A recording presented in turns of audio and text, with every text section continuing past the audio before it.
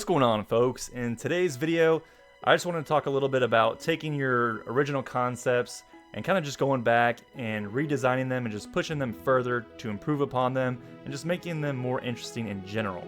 I've got a few different creatures here in this video that I'll be showing y'all in terms of what they first looked like when I sketched them up compared to what they are now after I've gone back and redesigned them. All these concepts that you're going to be seeing are actually for a bestiary book that I'm going to be publishing. So this whole thing is just part of like a world building project that I've been working on here with the channel. Also, I don't know why, but my camera is incredibly bright right now and I look somewhat angelic, but I'm going to roll with it. So let's go ahead and get to the first concept. Alright, so as you can see, this is a basilisk, and this is what my first iteration of the design was. It was heavily inspired by the anaconda, my favorite snake, but also at the time when I drew this, I didn't really have a full scope or vision in mind as to what I would be doing with this whole series. But as time progressed and I formed more and more of what I want out of this world, some of my designs needed to be updated. Instead of having a more grounded and realistic aesthetic, I wanted to up the fantasy aspects of this world and all of its creatures. So since the basilisk in mythology is known for its lethal gaze, I wanted to really emphasize that more with my updated design. I wanted to have lots of these eye-like patterns all over its body to replace just the regular spots and such that you would see on a snake like an anaconda. And I also felt like incorporating some cobra elements into its design as well would really work, because I also put these glaring patterns onto its frill to make it even more intimidating to stumble upon in the murky swamplands. I don't know why, but I randomly had the image of Arbok pop into my head, and for those of y'all who grew up playing any Pokemon games, you know that Arbok has this move called Glare, which paralyzes you. And that kind of works perfectly with like a basilisk concept. So with my basilisk here, when you happen to stare into its piercing yellow eyes, it basically stun locks you into place temporarily, so you're just standing there frozen, unable to move, while the giant serpent slowly makes its way over to you before engulfing your poor, pathetic little body. With its design, I wanted to keep those little spiky frill-like things on the top of its head, just because the basilisk is often nicknamed as the king of the serpents, so I wanted them to bear a slight resemblance to a crown.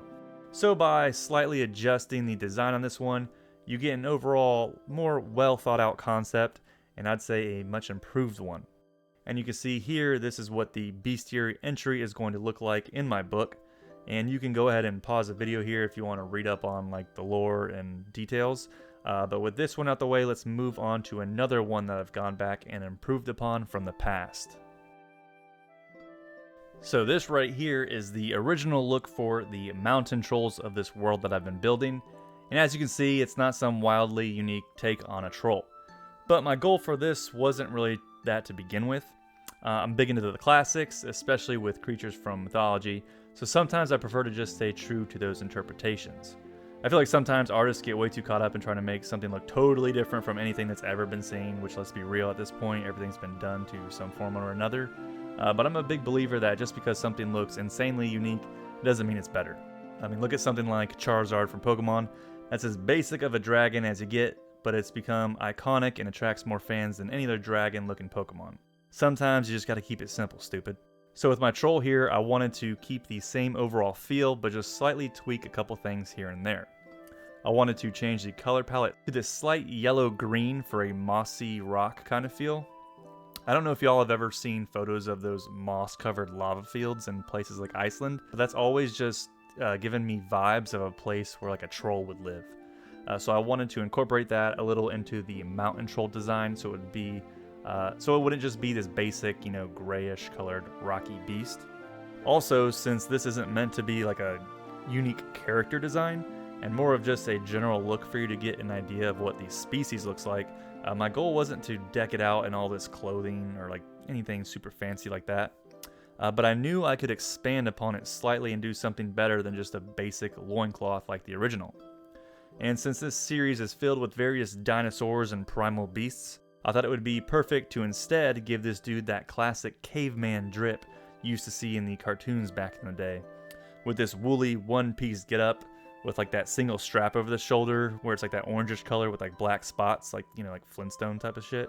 And these mountain trolls are very brutish, so going full on Unga Bunga with the design, I think really helps convey that. And instead of it just wielding a tree trunk, I opted for a massive bone from some monstrous creature instead. Again, tying into more of that like caveman theme. And it looks glorious, it does. Well, thank you, Boris. I appreciate the feedback. Now get back in the kitchen and cook me some soup. Alright. And with this one out the way, let's talk about how I really pushed this next creature design to a whole different level from what it once was. So this beast you see here is the original drawing for my boreal dragon. You might have been able to guess it already, but it's based off the muskox. I like when dragon designs have some sort of different influence in their concepts, like incorporating different things that aren't reptilian in nature. I wanted a mammalian-like dragon, and with the first iteration, I thought I did a decent job with this look, but I felt like I could push it a lot further and really go full muskox. I want this creature to look very ancient and not overly intimidating or vicious. It's not some asshole dragon that goes and attacks towns or causes trouble. They just hang out in these snow-clad regions, vibing and doing their own thing. I kind of wanted it to have a little bit of that never-ending story Falcor type of feel, or even like Appa from Avatar. I really made sure to emphasize the thick heftiness of something like a muskox, so I shortened up the neck and legs and even the tail. But since it's still a dragon, I wanted to keep certain traits like the monstrous clawed toes. And with its wings, it was a little tricky figuring out how I could do them without, them looking super out of place against like the thick woolly fur. So I just decided to treat them more like just regular bat wings, where they're covered in like super short fur, and not something that draws a lot of attention with like bright colors or all these crazy membranes and ligaments. I don't particularly like drawing wings in general, but when you keep them simple like this, it ain't so bad. And since animals with horns often butt heads against one another, I wanted to further bolster up this dude's armored skull so that they can have these battles in the skies over territory or mate disputes where they fly headfirst into one another, with the loser getting knocked out of the sky.